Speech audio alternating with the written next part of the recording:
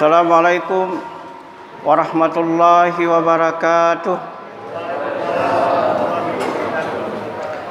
Innal hamdalillah nahmaduhu wa nasta'inuhu wa nastaghfiruh wa na'udzu billahi min shururi anfusina wa min sayyiati a'malina. May yahdihillahu fala mudhillalah wa may yudlil fala hadiyalah. Asyhadu an la ilaha illallah wahdahu la syarikalah wa asyhadu anna Muhammadan abduhu wa rasuluh. Ya ayyuhalladzina amanu ittaqullaha haqqa tuqatih wa la tamutunna illa wa antum muslimun. Ya ayyuhan nasu ittaqu rabbakumul ladzi khalaqakum min nafsin wahidah wa khalaqa minha zawjaha wa bassa minhuma rijalan katsiran wa nisaa'a wattaqullaha alladzi tasaaluna bihi wal arham innallaha kana 'alaikum raqiba. Ya ayyuhalladzina amanu ittaqullaha wa qulu qawlan sadida yuslih lakum a'malakum wa yaghfir lakum dhunubakum wa may yuti'illaha wa rasulahu faqad faza fawzan 'azima.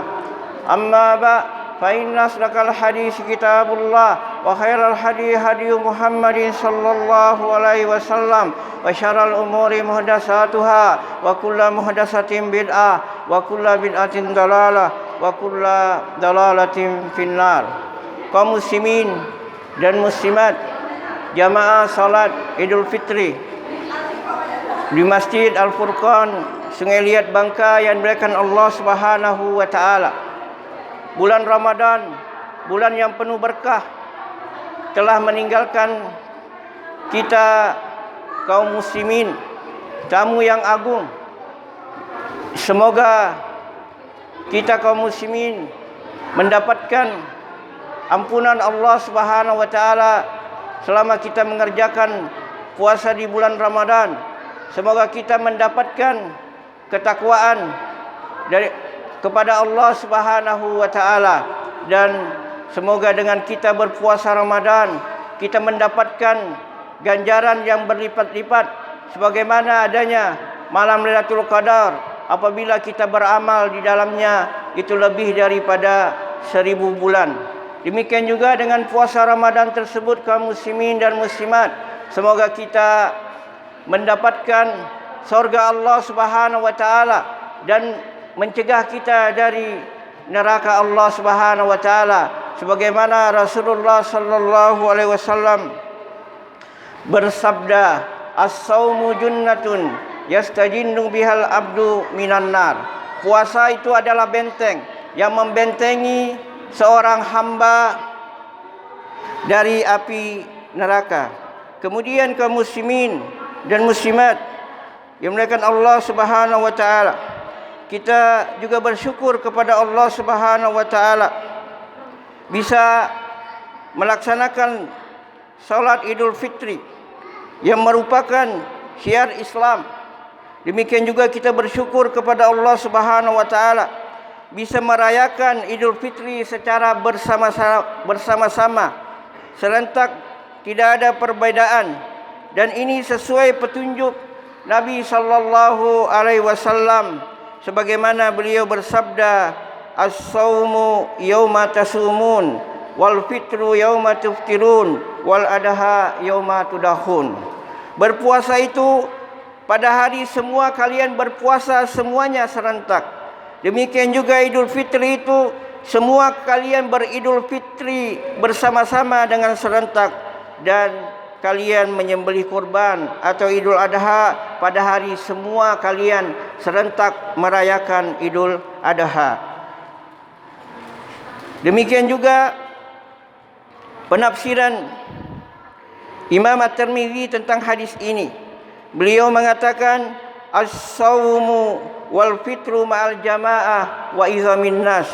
Berpuasa itu dan beridul fitri itu bersama semua kaum muslimin dan tidak berselisih atau berpecah belah. Dan ini sesuai dengan tujuan syariat agar kaum muslimin bersatu dan tidak berpecah belah, karena bersatu itu adalah rahmat dan berpecah itu adalah azab, sebagaimana hadis Nabi sallallahu alaihi wasallam Al-jama'atu rahmah wal furqatu azabun. Bersatu itu adalah rahmat dan berpecah belah itu atau berselisih itu adalah azab.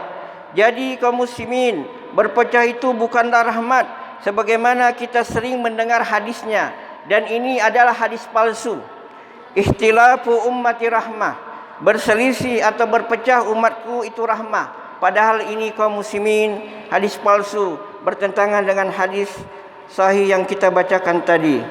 Kemudian kaum muslimin dan muslimat, marilah maka dari itu untuk keluar dari perpecahan, kita wajib kembalikan urusan agama kita, amalan kita, ibadah-ibadah kita kepada Al-Quran dan hadis Nabi sallallahu alaihi wasallam sebagai hakim penentu, sebagai tanda keimanan kita kepada Allah Subhanahu wa taala dan hari akhir, dan ini lebih baik dan lebih bagus akibatnya.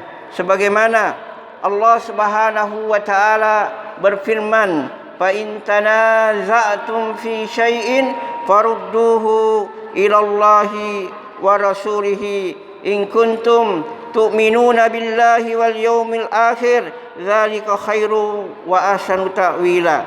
Apabila, kata Allah Subhanahu wa taala, kalian berselisih tentang suatu perkara dalam masalah agama ini, maka kembalikanlah hukumnya kepada Allah dan Rasul-Nya jika engkau termasuk orang-orang yang beriman kepada Allah dan hari akhir, dan itu, kata Allah, lebih baik dan lebih baik akibatnya.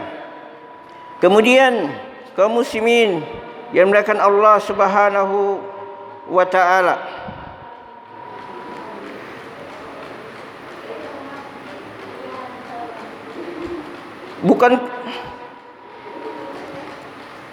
maka jika kamu berselisih tentang suatu urusan, maka kembalikanlah kepada Allah dan Rasul-Nya, yaitu Al-Quran dan Sunnah. Bukan kita kembali kepada pendapat-pendapat kita masing-masing, atau pendapat ulama, ustadz kita, atau pendapat masyarakat dan tradisi. Karena semua pendapat yang tidak ada dasarnya dari Al-Quran dan Sunnah atau hadis Nabi sallallahu alaihi wasallam banyak mengandung perselisihan dan perpecahan. Kemudian kaum muslimin dan muslimat, bukannya syukur itu di lisan saja, hanya cukup dengan mengucapkan alhamdulillah, tapi syukur itu hendaklah dibuktikan dengan ketaatan terhadap Allah Subhanahu wa taala, dengan melaksanakan perintah-perintahnya, yaitu dengan anggota badan kita atau dengan nikmat-nikmat yang Allah berikan kepada kita. Kemudian kaum muslimin dan muslimat, coba kita tanya diri kita masing-masing, kemana kita gunakan mata ini? Apakah untuk melihat hal-hal yang diridhoi oleh Allah Subhanahu wa taala, atau digunakan mata ini melihat hal-hal yang maksiat yang dilarang oleh Allah Subhanahu wa taala? Dan kemana kita gunakan tangan ini? Apakah untuk memegang hal-hal yang dihalalkan oleh Allah Subhanahu wa taala, atau kita gunakan untuk memegang hal-hal yang diharamkan oleh Allah Subhanahu wa taala? Dan kemana kita gunakan kaki ini? Apakah untuk melangkah ke jalan Allah, atau ke jalan maksiat, atau ke jalan setan? Dan kemana kita gunakan telinga ini? Apakah untuk mendengar ayat-ayat Allah Subhanahu wa taala, atau ceramah agama? Apakah itu untuk ceramah agama, tapi bukan untuk mendengar musik atau nyanyian atau sendagurau yang tidak ada artinya atau yang sia-sia, yang dapat merusak hati kita dan melalaikan dari beribadah kepada Allah? Dan kemana kita gunakan lisan ini? Apakah untuk berzikir kepada Allah, atau untuk berbohong, gibah, adu domba? Dan kemana kita gunakan hati ini? Apakah untuk memahami ayat-ayat Allah dan hadis Nabi sallallahu alaihi wasallam, atau untuk dunia yang fana berlebih-lebihan dalam mencintainya dan melupakan akhirat yang kekal abadi?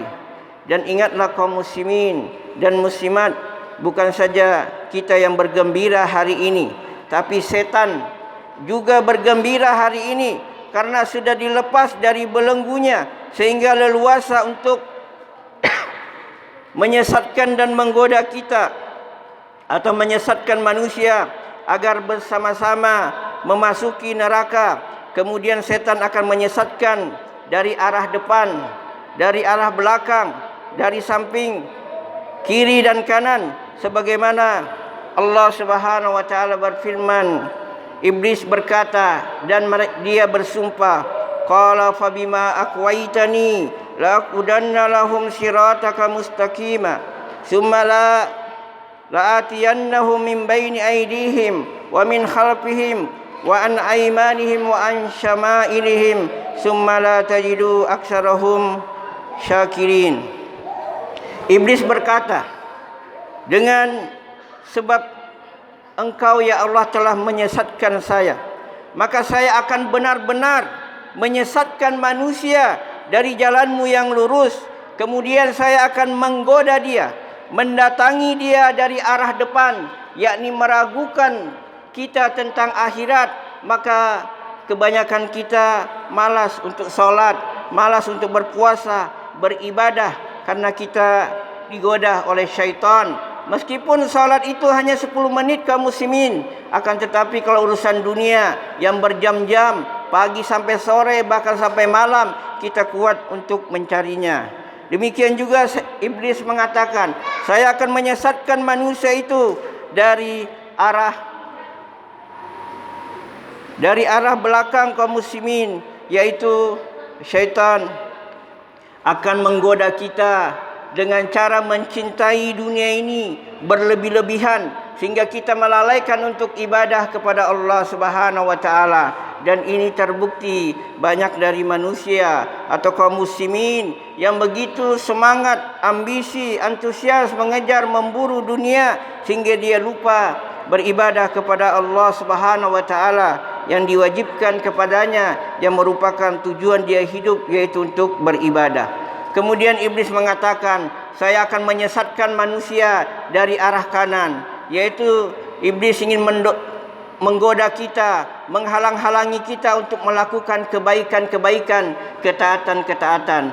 Maka kita dapati kebanyakan orang yang begitu sulit dan berat untuk melakukan kebaikan, ketaatan, meskipun zikir yang di lisan yang begitu ringan, berat untuk diucapkan atau dizikirkan. Berbeda dengan perkara dunia, manusia banyak mengobrol berjam-jam dan lain sebagainya.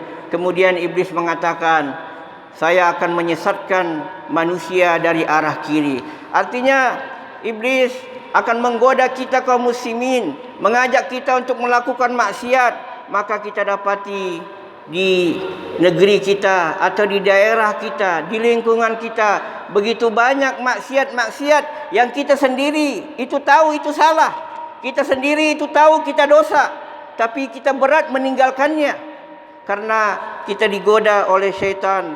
Kemudian iblis mengatakan, ya Allah, kamu nanti tidak mendapati banyak manusia tidak bersyukur kepadamu. Dan ini terbukti banyak manusia tidak bersyukur kepada Allah Subhanahu wa taala, sehingga tangannya, kakinya, telinganya, matanya, hatinya tidak digunakan untuk beribadah kepada Allah, melainkan digunakan untuk mengejar, memburu dunia yang hina, yang fana. Ini kaum muslimin. Kemudian kaum muslimin dan muslimat yang dimuliakan Allah Subhanahu wa taala, Allah Subhanahu wa taala memperingatkan kita jangan menjadi teman setan, jangan menjadikan setan sebagai teman, dan melarang kita mengikuti langkah-langkah setan karena dia adalah musuh kita yang nyata. Meskipun kita kaum muslimin tidak melihat setan itu atau iblis itu, tapi Allah katakan musuh nyata karena dia ingin berjanji dan menyesatkan kita semua sampai di hari kiamat, dan umurnya dipanjangkan oleh Allah sampai di hari kiamat, dan siang dan malam, per detik, per menit, per jam dia menyesatkan kita kaum muslimin. Maka itu Allah katakan dia musuh yang nyata meskipun kita tidak bisa melihatnya kaum muslimin, untuk menghancurkan kehidupan pribadi kita, rumah tangga kita, masyarakat kita, dan negara kita dan ingin menjerumuskan kita ke dalam neraka dan tidak menjadikan hamba Allah yang tidak bersyukur kepada Allah, menjadikan hamba yang tidak bersyukur kepada Allah. Maka itu Allah Subhanahu wa taala berfirman, wa may yakunish syaitanu qarinan fasa'a qarina.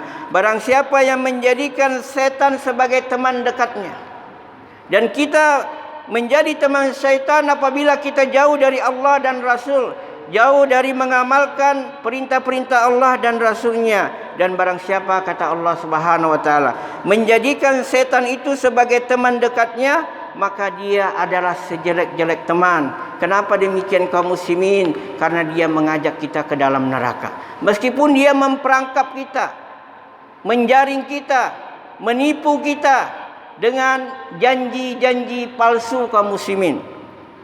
Kemudian dalam ayat yang lain Allah berfirman, wala tattabi'u khutuwatis syaitan innahu lakum aduwwum mubin.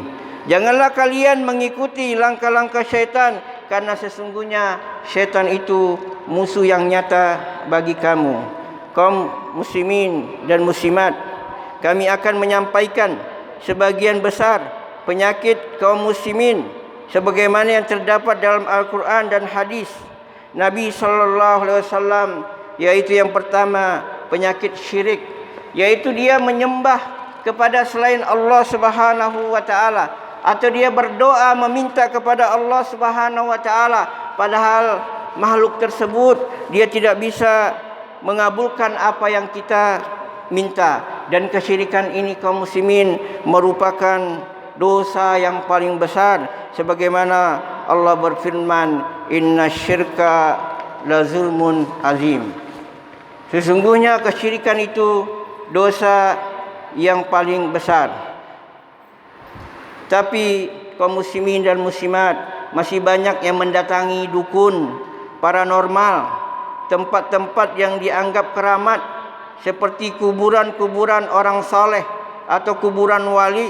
Kalau ini boleh, kuburan Nabi lebih pantas untuk kita berdoa meminta di sana. Dan sekarang kuburan Nabi dijaga ketat oleh polisi atau laskar agar manusia tidak minta kepada Nabi atau berdoa kepada Rasulullah SAW.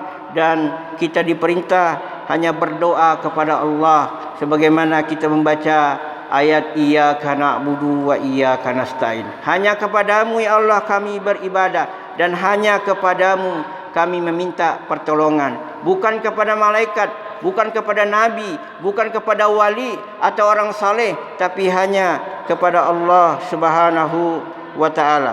Sampai sekarang kuburan Nabi dijaga oleh laskar atau polisi agar manusia tidak meminta di sana, hanya dibolehkan untuk memberikan salam kepada Rasulullah sallallahu alaihi wasallam. Demikian juga masih banyak kaum muslimin yang menggantungkan sesuatu sebagai jimat untuk tolak bala, bahkan sebagai penglaris, baik itu di rumah, di kendaraan, di kebun, di tempat-tempat kerja. Ini semua bentuk kesyirikan yang bertentangan dengan kalimat la ilaha illallah, yang dapat menghapus seluruh amal kebaikan, yang menyebabkan kita rugi di dunia dan di akhirat, dan akan mendapatkan siksa Allah Subhanahu wa taala di dunia dan di akhirat, karena Allah Subhanahu wa taala mengharamkan pelaku syirik masuk ke dalam surga dan menempatkannya di neraka. Sebagaimana Allah Subhanahu wa taala berfirman, innahu may yusyrik billah faqad harramallahu al-jannah wa ma'wahun nar. Sesungguhnya orang yang berbuat syirik kepada Allah, maka diharamkan masuk surga dan ditempatkan ia ke dalam neraka. Kemudian kaum muslimin dan muslimat, penyakit selanjutnya sebagaimana dalam hadis Nabi sallallahu alaihi wasallam, idza tabayatum bil ina wa akhastum aznabal baqar wa raditum bizara wa taraktumul jihad sallallahu alaikumuz zullan la yanzi'uhu hatta tarji'u ila dinikum. Apabila kalian, kata Nabi, berjual beli dengan cara inah, salah satu sistem jual beli riba yang mana sekarang banyak muncul praktek-praktek ribawiyah, praktek-praktek riba, dan kamu, kata Nabi, memegang buntut-buntut sapi, yakni kamu tenggelam dengan urusan dunia kamu, pekerjaan-pekerjaan kamu, usaha-usaha kamu, sehingga melupakan akhirat, dan sangat cinta kepada tanaman-tanaman, sangat cinta kepada usahanya, pekerjaannya, sehingga melupakan Allah dan Rasulnya. Dan kamu, kata Nabi SAW, meninggalkan jihad, meninggalkan menuntut ilmu agama, meninggalkan untuk menolong agama Allah Subhanahu wa taala, dan meninggalkan untuk mengamalkan agama Islam ini, sehingga Allah menghukum, sehingga Nabi mengatakan sallallahu alaikumuz zullan, yaitu Allah akan menimpakan kepada kamu kehinaan dan kerendahan, sehingga kita dikuasai oleh orang-orang kafir. Ekonomi kita kaum muslimin, hasil bumi kita kaum muslimin, dan politik kita, dan kekayaan-kekayaan alam yang lainnya. Dan kata Nabi sallallahu alaihi wasallam, kehinaan ini tidak akan dicabut oleh Allah Subhanahu wa taala sampai kalian mau kembali kepada agama, mau mempelajari agama ini, mau mengamalkan agama ini sesuai petunjuk Allah dan Rasulnya, mengikuti pemahaman para sahabat Nabi sallallahu alaihi wasallam yang merupakan generasi terbaik dari umat ini, kaum muslimin. Selanjutnya, kaum muslimin dan muslimat, kita berdoa kepada Allah Subhanahu wa taala, ya Allah, terimalah dari kami puasa kami, zakat kami, sedekah kami, zikir kami, ibadah kami, dan kabulkanlah doa-doa kami, dan ampunilah dosa-dosa kami. Ya Allah, sungguhnya kami telah menganiaya diri kami, dan jika kamu, ya Allah, tidak mengampuni kami, maka kami termasuk orang-orang yang merugi. Ya Allah, ya Tuhan kami, berilah kami kebaikan dunia akhirat. Rabbana atina fid dunya hasanah wa fil akhirati hasanah wa qina azabannar. Wa akhir da'wana alhamdulillahi rabbil alamin.